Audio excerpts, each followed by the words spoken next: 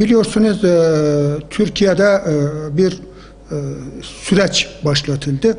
Sistem halkıyla barışma durumundadır.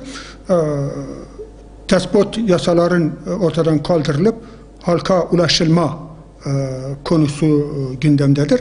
Dolayısıyla sistem, bugünkü iktidar AK Parti halkın içerisinden çıkmış olan kişilerle halka gitmenin arayışındadır. Şimdi burada akil adamlar neye göre seçiliyor veya nasıl tespit ediliyor? Bu konu çok önemlidir. Eğer akil adamları aydın konumunda ele alacak olursak, aydın tanımlaması hep bugün günümüzde şahit olduğumuz bir gerçek vardır. Bu aydınlar toplumun değerlerine muhalefet ederek, toplumun değerlerini küçük düşürerek, görmezden gelerek, ötekileştirerek aydın konumuna gelmişlerdir, yerleştirilmişlerdir. Bu modernizm adına, modernite adına veya çağdaşlık adına yapılmıştır.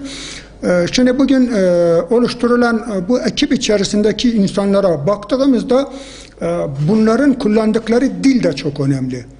Hangi dili kullanıyorlar? Halkın dilini mi kullanıyorlar? Yoksa devlet geleneğinde veya bürokratik gelenekteki veya medyanın hakim olduğu akademik dili kullanarak mı aydın konumundadırlar? Eğer bu noktada olanlar iseler, bunlar halkı anlayamazlar. Halkın sorunlarını merkezi hükümete çözüm noktasında götürmekte eksiklik olur. Yok, eğer halkın içerisinde birebir halkla içli dışlı olan insanlar olurlarsa, mesela bölgemize has bir şeyimiz vardır, melek kesimi veya seydalar dediğimiz gruplar. Bunlar zaten bölgemizde kimi kan davalarına, kimi aşiretler arası çözümsüzlüklerde çözüm bulmada öncüdürler. Kayda değer insanlardırlar. Görüşlerine saygı duyulur. Eğer bu manada da toplumun içerisinden halkın değer verdiği insanlardan oluşturulacak olursa, sanırım bu daha faydalı olacaktır. Oluşturulacak olan ara buluculukta da, sorunun çözüm noktasında da bürokratik elitin veya merkezi siyaset anlayışının güdümünde olmadan onları tatmin, onları memnun edecek bir tarzda olmamalıdır. Toplumun bütün kesimlerini özellikle bir inanç ekseni içerisinde kucaklayacak bir biçimde olmalıdır. Bana göre bu halkın içerisinde, bu halkın dilini anlayan, bu halkın dilini kullanan insanlar, bu toplumun içerisinden çıkmış alimlerimiz vardır, melelerimiz vardır, seydelerimiz vardır. Onlar üzerinden bu konunun çözümüne gidilirse daha akıllıcı, daha akılcı olur. Ya şu anda Türkiye'de belirli dengeler var.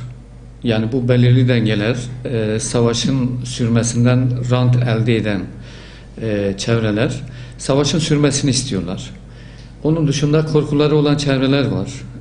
Yani eğer barış olursa misak-ı millinin parçalanacağını, Türkiye'nin elinde bulundurduğu hakları kaybedeceğini veya Türkiye'yi parçalayacak yeni bir gücün oluşabileceğini düşünen çevreler de var.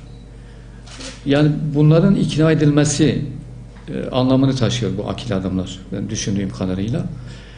Yani o tarihte karşılığı olan akil adamlarla bu akil adamlar arasında çok fark var.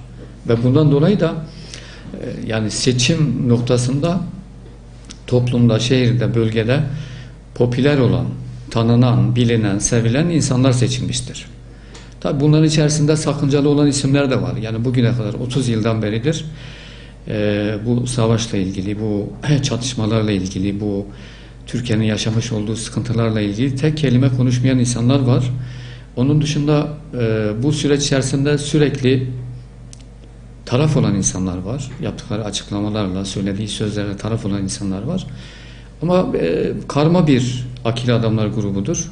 Bunların içerisinde bu sıkıntılı adamlar olmakla birlikte mesela Mazlumlar Genel Başkanı gibi çok değerli bir isim var. Düşündüğümüz manada bir akil adam olacaksa daha farklı bir seçim yapmak gerekir. Yani ben bu seçimin arabulucu bir akil adamlar grubu olduğuna inanmıyorum. Bunu daha önce de söyledim. Bu sadece toplumu ikna etmek. Sadece toplumu barışa, toplumu bundan sonra savaşın sona erdirilmesi noktasında belli bir noktaya getirme, belli bir kanaat oluşturma için yapılacak bir çalışma maksadıyla seçilmiş bir gruptur bu akil adamlar grubu. Yani bu şekildeki bir akil adamlar grubunun barışın sağlanması veya adaletin uygulanması için devreye konulabileceğine inanmıyorum.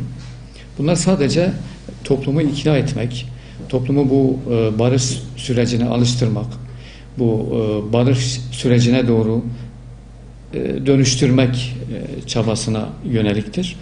Ama eğer adalet sağlanacaksa kesinlikle her bölgedeki cemaat liderlerinin adil olduklarını %100 bildiğimiz cemaat liderlerinin, seydaların, kanaat önderlerinin, her şehirdeki akil adamların, entelektüel birikimi olan kesimlerin bu barış sürecindeki akil adamlar grubuna dahil edilmeleri gerekir. Ve bu akil adamlar da kesinlikle adaleti icra edecek kesim olması lazım.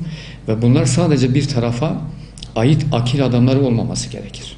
Yani akil adamlar kriteri hak ve adalet olmalı. Hak ve adalet ekseninde olmalıdır.